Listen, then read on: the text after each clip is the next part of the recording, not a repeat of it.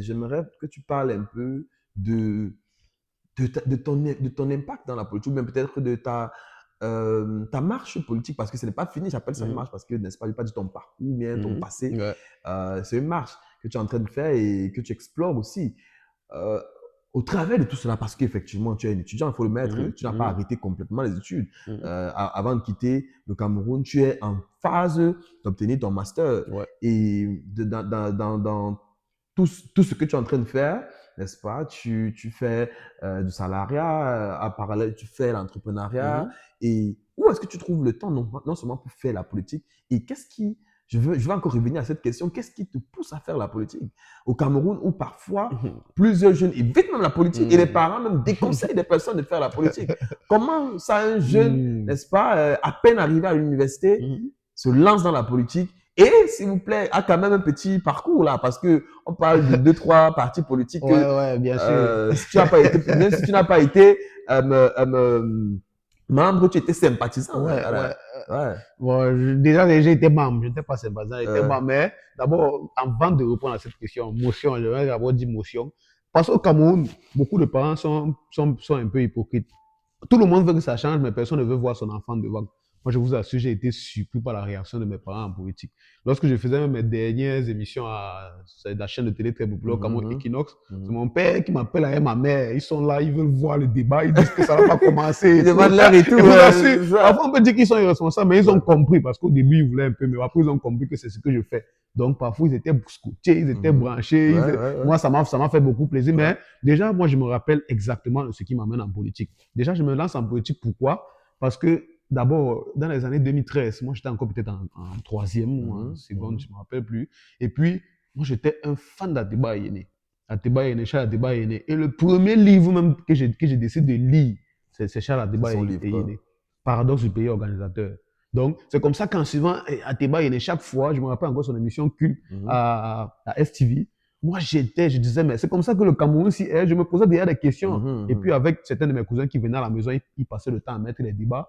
C'est pour ça que je dis que le débat est tout important. Même aux Ouais, enfants, ils faisaient. Et puis, moi, j'ai commencé à ouais. m'intéresser. Mais celui qui me fait définitivement me lancer dans la politique, c'est Paul Ekenge. Paul Ekenge, lui, il passe à une émission, c'était en 2015-2016 à STV. Je comprends, il voit un maire qui s'est battu, il a fait des choses, on l'a mis en prison, après on l'a relâché sans effet. C'est comme ça que je décide à m'intégrer dans la politique. Et puis, à l'université catholique de Boya, je veux être dans l'association des étudiants, mais Ok. je ne peux pas parce que là-bas, il faut être en quatrième ou en troisième année. Moi, j'étais en première année. Donc, c'était un peu difficile. Mais quand j'arrive à Douala, je vois que les gens ne sont pas intéressés. Parce qu'à US, en ce moment, les gens n'étaient pas intéressés par l'activité associative. Et ayant vu ce que j'avais vu à Boya, parce qu'à Boya, c'était un engouement. C'était comme aux États-Unis. Les gens votaient par téléphone. Il y avait une application, il y avait une télé qui Waouh, montrait. waouh, C'était du haut standing. waouh. Moi, j'arrive à l'UIC, je vois c'est mort, il n'y a rien. Ça dit c'est mort. Ouais. Je décide comme ça, la première année, de me lancer dans l'association d'étudiants. Mhm. Mais à la dernière minute, ma liste est rejetée. Jusqu'à aujourd'hui, je ne connais pas la raison. J'ai battu une campagne extraordinaire. J'arrive à Logbesu. On me dit que ma liste n'est même pas là, que j'ai été rejeté depuis. Moi, je me pose des questions. Et puis la deuxième année, on me dit, quand je vais me présenter avec mon équipe, et je vous rappelle que mon équipe, c'était tout la majorité des gens, c'était des gens avec qui je faisais affaire. C'est ça. Quand moi, je veux me lancer dans la vie associative, quand je veux me lancer pour ce président de l'association des étudiants, on te dit, pour être président de l'association des étudiants, tu dois être du campus de Logbesu. Ouais. Moi, j'étais du campus d'Akwa. Donc, je devais Mhm. trouver quelqu'un. C'est comme ça que j'ai une amie, Orline, qui me dit, il y a un grand ici qui fait un travail extraordinaire. Mon ami Philippe.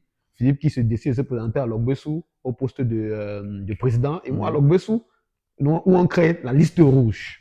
La liste rouge, vous savez pourquoi je suis allé à la liste rouge? Moi, Pourquoi? je suis allé à la liste rouge parce qu'en cette année, la personne dont j'étais fanatique, qui était le professeur Maurice Kamto du MSC, sa liste qu'il utilisait pour les élections présidentielles, c'était la liste rouge. Donc, on décide de se lancer avec la liste rouge. Ouais. Et puis, je me rappelle, c'était le même jour, les résultats sortaient comme ça, peut-être une semaine ou je crois que c'était le même jour Ouais. que les résultats du MSC. Ce jour, au campus d'Aqua, mon équipe et moi, avec mon ami Carl Mhm. Guigné, on fait un travail extraordinaire. Au campus d'Aqua, on a fait 95% des votes. Waouh. Là où nous sommes donc élus, c'est comme ça la politique. Je crois que la politique commence déjà dans la vie associative. C'est comme ça que je continue. Après cela, moi, j'étais déjà dans le MSC, je continuais dans le MSC, je me suis battu dans le MSC comme j'ai pu. Et après, ça n'a pas marché. Je ne vais pas en revenir sur Ouais, l'histoire. ouais, c'est Avec les ça. décisions du professeur Maurice Ouais. Cambolesque, Et puis là, nous, on décide, parce qu'on ne voit pas la logique, on décide de changer. Et puis De voie là, politique. je suis donc celui qui était un peu comme mon mentor en ce moment, qui Mhm. était Paul Youm. Parce que je vais citer les gens, moi je Mhm. cite les gens qui m'ont Ouais. accompagné. Et Youm Paul, donc, qui part à l'UDC. Donc, je décide un peu de suivre un bref passage à l'UDC Mhm. d'ailleurs, où après, moi, je me sens pas à l'aise parce que je ne vois même pas la Mhm. logique du parti et tout. Mhm. Et puis après, c'est comme ça que je me retrouve à l'AFP. Et dans l'AFP, lorsque je me retrouve dans l'AFP, j'étais un peu surpris parce que j'avais une proximité avec le président. Je pouvais Mhm. facilement aller voir le président dans son restaurant, on parle de tout et de rien, il Ok, m'explique ok. les choses du Ouais, Cameroun. ouais. Donc là encore, la politique se développe. Et puis là, il y avait un chargé de la communication. Chargé de la communication, aujourd'hui, il est dans le RDPCO. C'est Oriol Choumi. Oriol Choumi il me dit, mon petit, toi, quand je vois ta tête là et ta façon que tu parles même, tu vas faire les médias. C'était le premier jour qu'il me voit. Ça veut dire, Oriol Choumi, le premier jour qu'il me voit, il me dit, je vais faire les médias. Pourtant, moi, je suis dans le parti pour militer. Dans le MSN, on faisait le terrain. Ouais. Moi, je me rappelle en 2018, lorsqu'il y avait les élections présidentielles, dans la nuit, on n'a pas dormi. Je dis pratiquement toute la nuit jusqu'à 7 heures du matin, on était en train de faire le porte-à-porte. Moi, les médias ne m'intéressaient pas. C'est Oriol Choumi qui me dit, mon petit, toi, il faut faire les médias. Donc, c'est comme ça que première émission, c'était pour la veille, c'était la veille des élections l'anniversaire de Paul Biya. Mhm. Donc, c'était en novembre. Je fais mon premier plateau à LTM.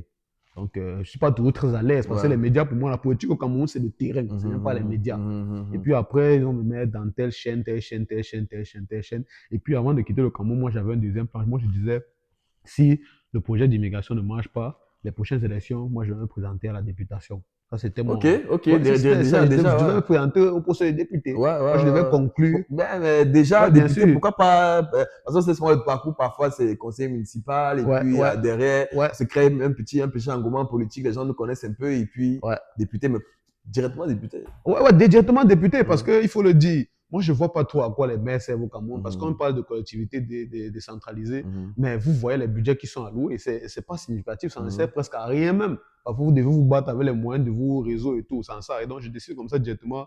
Moi, je dis, si mon projet d'immigration ne marche pas, moi, je fais mes affaires. Mhm. Parce que j'étais persuadé de toutes les façons, qu'en restant au Cameroun, mes affaires allaient tourner. Parce que nous, on était un peu, nous, on se battait. Mhm. Et comme un grand frère que nous on suit depuis 10 Tchokos, c'est difficile, mais c'est possible. Et donc, donc, nous, on savait que de toutes les Ouais, façons, ouais, nous, on est toujours positif. À ouais, chaque fois qu'on se lance dans quelque chose, nous, on sait que ça va marcher. ouais. Donc, avec mes collaborateurs, de toutes les façons, moi, mes collaborateurs, malheureusement, tous les gens avec qui je faisais des affaires, tous mes collaborateurs, personne n'a jamais été intéressé par la politique. Donc, Oh, j'étais toujours le seul, mais j'étais chanceux parce qu'eux, ils m'accompagnaient. c'est ça. Donc, eux, ils m'accompagnaient, c'est eux qui faisaient des choses. Donc, c'est Mhm. comme ça que moi, c'est comme ça dans la politique. Nous, on se bat, on essaie de faire deux, trois médias de temps en temps, Mhm. toujours en faisant le terrain. Ouais, ouais, ouais. Mais moi, je savais très pertinemment qu'après, si le visa du Canada ne marche pas ou bien autre chose ne marche pas, moi, je fais mes affaires.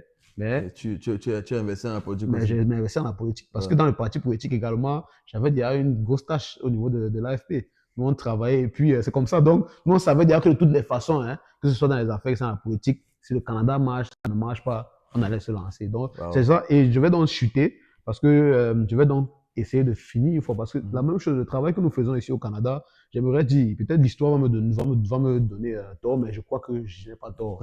Nous allons rester au Canada, nous allons nous battre, essayer d'abord d'acquérir l'expérience que nous pouvons, voir ce que nous pouvons voir ici, parce que nous sommes dans le futur. Par rapport à ceux qui sont au Cameroun, nous sommes dans le futur, nous on a vu le Effectivement. futur. Ouais. Ceux qui sont au Cameroun, nous n'ont pas vu le futur, nous on est en train de voir le futur. Donc, quand nous on va rentrer, on a les mêmes plans.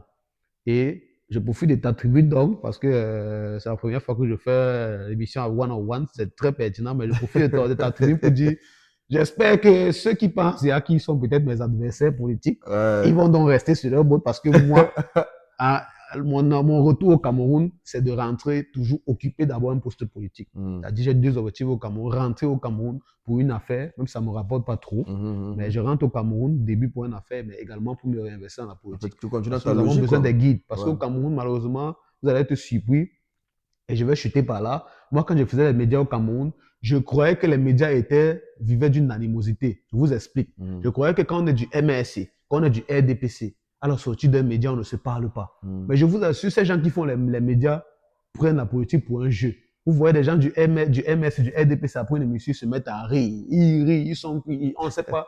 T'as dit, ils sont dans des divers qui n'ont pas de sens. Ce qui fait que je crois que dans la politique camerounaise, il faut encore des gens qui sont convaincus. Et surtout, je crois qu'il faut les gens qui n'ont pas faim. Et les Mm. gens qui n'ont pas faim se trouvent encore hors du Cameroun. C'est pour ça que je dis, nous, de la diaspora, nous devons rentrer pour essayer de conquérir. Parce que Mm. jusqu'à maintenant, pour nous corrompre, ça va encore être très difficile.